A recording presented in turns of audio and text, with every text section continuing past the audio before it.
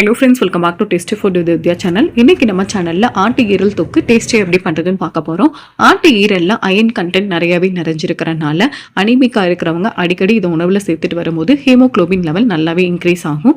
இது மட்டும் இல்லாமல் ஆட்டு ஈரலில் விட்டமின் ஏ, விட்டமின் B12 நிறைய சத்துக்கள் நிறைஞ்சிருக்கு. விட்டமின் ஏ கண் பார்வைக்கும், விட்டமின் B12 நரம்பு மண்டலத்தை வலுப்படுத்துறதுக்கும் யூஸ் ஆகிறதுனால குழந்தைங்கலேருந்து பெரியவங்க வர எல்லாருமே இதை எடுத்துக்கலாம். இதுவரை ஆட்டு ஈரலி சாப்பிட பிடிக்காத குழந்தைங்களுக்கு கூட இந்த மெத்தடில் செஞ்சு கொடுத்து பாருங்கள். அப்புறம் வேணும்னு கேட்டு வாங்கி சாப்பிடுவாங்க. அந்தளவுக்கு டேஸ்ட்டு ரொம்ப நல்லாயிருக்கும்.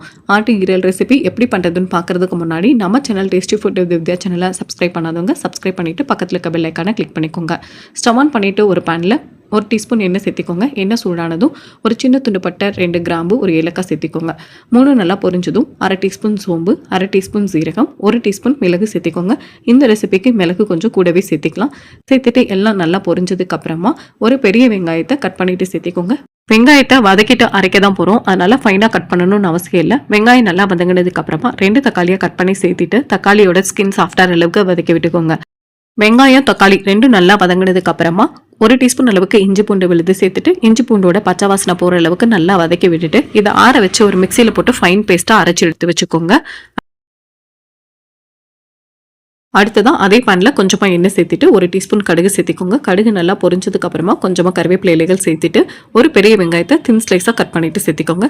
சேர்த்துட்டு நல்லா வதக்கி விட்டுக்கோங்க. வெங்காயம் நல்லா முழுமையாக வதங்கினதுக்கு அப்புறமா 1/4 கிலோ அளவுக்கு ஈரல்ல சின்ன சின்ன பீஸாக கட் பண்ணி நல்லா வாஷ் பண்ணி எடுத்து வச்சிருக்கேன். அது சேர்த்திட்டு ஸ்டவ்வை கம்ப்ளீட்டாக லோ ஃப்ளேமில் வச்சு வதக்கி விட்டுக்கோங்க. ஒரு 3 to 5 நிமிஷம் இந்த மாதிரி நல்லா வதக்கி விட்டதுக்கு அப்புறமா நம்ம அரைச்சி வச்சிருக்கிற மசாலா சேர்த்திக்கலாம். இது கூடவே மிக்ஸி ஜாரில் கொஞ்சமாக தண்ணி சேர்த்து அந்த தண்ணியும் சேர்த்திக்கலாம்.